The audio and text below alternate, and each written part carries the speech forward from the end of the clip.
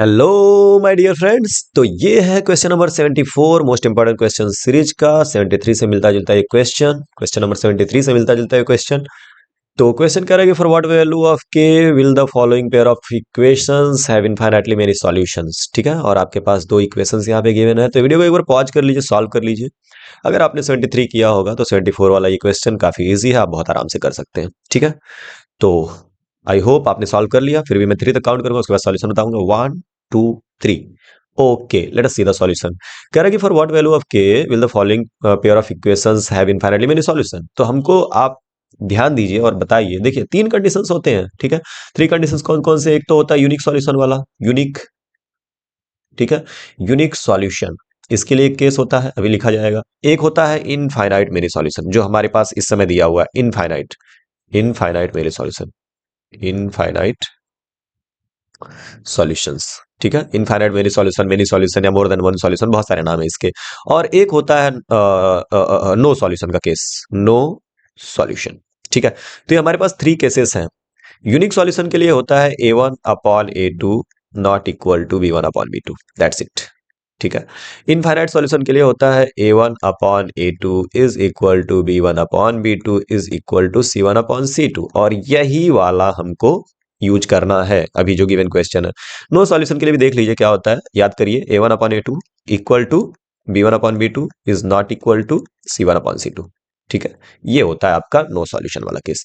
तो अपने पास ये 3 केसेस हैं, यूनिक सॉल्यूशन के लिए, इनफाइनाइट सॉल्यूशन के लिए, नो सॉल्यूशन के लिए। एकदम इसको याद रखिए। ठीक है, चलिए अब क्वेश्चन पे आ जाते हैं। तो क्वेश्चन में हमारे पास दो इक्वेशंस हैं। पहला इक्वेशन है 2x प्लस 3y इक्वल टू 7, और दूसरा इक्वेशन है k plus 2x minus 3 bracket में k माइनस 1y, और उसके बाद से 5k प्लस 1। तो सबसे पहले हम लोग ढूंढेंगे इसमें A1 B1 C1 A2 B2 C2। तो पहला वाला इक्वेशन जो है वो है हमारे पास 2x प्लस 3y इक्वल टू 7। प्लीज एक बार सॉल्व करके ही सॉल्यूशन देखिएगा। जब तक आप सॉल्व नहीं करेंगे सॉल्यूशन देखने का कोई मतलब नहीं होगा। ठीक है, चलिए A1 की वैल्यू क्या है? तो A1 की वैल्यू है 2। x के बगल में जो होगा वो होगा A1। ठीक है, what is the value of B1? So B1 की वैल्यू y के बगल में ये हो गया 3। And what is the value of C1? तो C1 की वैल्यू हो गई 7। ठीक है, तो A1 B1 और ये C1। नाउ ये इक्वेशन नंबर 2 है, इसको भी लिख लीजिए। तो ये हो जाएगा k प्लस 2 इन ब्रैकेट और उसके बाद से x माइनस 3 1 माइनस के इन ब्रैकेट y, और ये इक्वल टू 5k प्लस 1। ये हो गया इक्वेशन नंबर 2। अब यहां से आपको इक्वेशन नंबर 2 से आपको मिलेगा A2 B2 एंड C2। ठीक है, थोड़ा C2 को और दूर कर लिया जाए, या चलो देखते हैं जगह रहेगा तो लिख लिया जाएगा। Now A2, what is the value of A2? तो x के बगल में जो है वो A2 होगा, तो हो जाएगा k plus 2।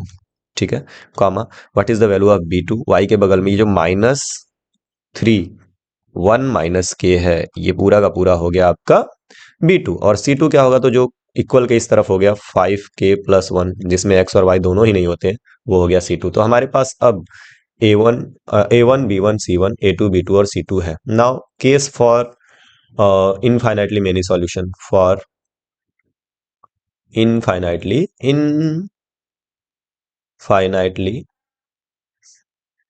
Many solutions, many solutions. तो इनफाइनाइटली मेनी सॉल्यूशंस के लिए क्या होता है? A1/A2 इक्वल होता है B1/B2, और ये इक्वल होता है C1/C2।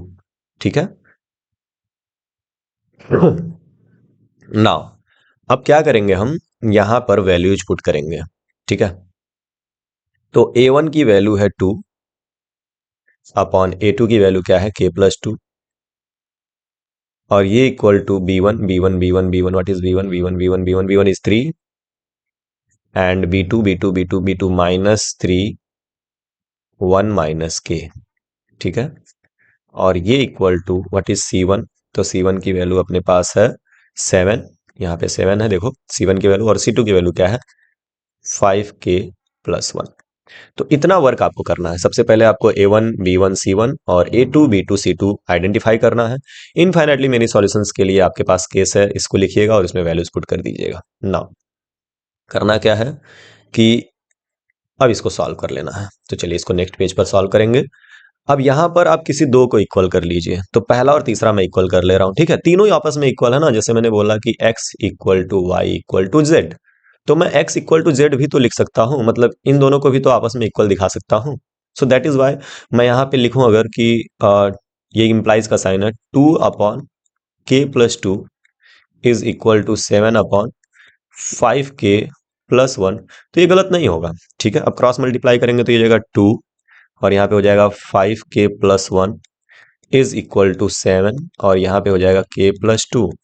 ठीक है, तो ये जो 5 2 जार 10, ये हो गया 10k और 2 1 जार 2 + 2 is equal to 7k and plus 7 2 जार 14। 7k को इस तरफ लाइए तो ये हो जाएगा 10k माइनस 7k और ये इधर आ जाएगा 12 - 2। ये 2 इस तरफ जाएगा, नेगेटिव हो गया तो 14 - 2 12 नहीं सॉरी 14 - 2 और ये 7 इधर आएगा तो 10k - 7k, तो 10k - 7k is 3k and 14 - 2 is 2। सही है ना? 14 - 2 इज 12, सॉरी 12। ओके, सही है क्या? कुछ गड़बड़ी नहीं? ठीक है, चलेगा। हाँ ठीक है। अब उसके बाद से ये k की वैल्यू आ गई 12/3 विच इज इक्वल टू 4, यानी k की वैल्यू आ रही है हमारे पास 4। इन द सेम वे अगर आप इन दोनों को भी इक्वल करेंगे तो आंसर जो है वो 4 ही आना चाहिए। ठीक है, आप देख सकते हो, आप चेक कर सकते हो।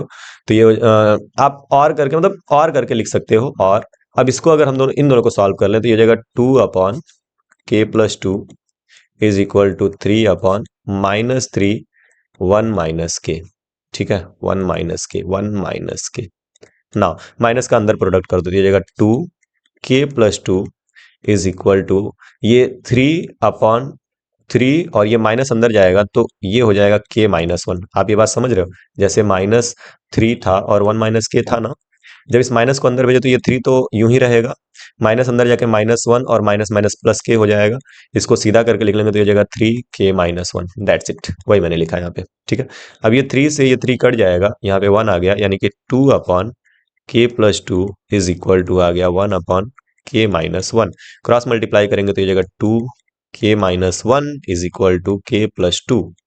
ठीक है, अब यहाँ पर 2 से जब मल्टीप्लाई करेंगे तो 2 ये हो जाएगा 2k - 2 और यहाँ पे हो जाएगा k+2। k को इधर भेजिएगा और 2 को इधर लेके जाइए, तो 2k अपने जगह पे है, ये k इधर आया तो -k हो गया और इधर 2 है, ये -2 इधर गया तो +2 हो गया। 2k - k इज k और 2 + 2 4, फिर भी आंसर यही आया। तो हम फाइनली लिखेंगे therefore k equal to 2 is our sorry k equal to 4 is our correct answer. ठीक है, so that is our answer. Note कर लीजिए।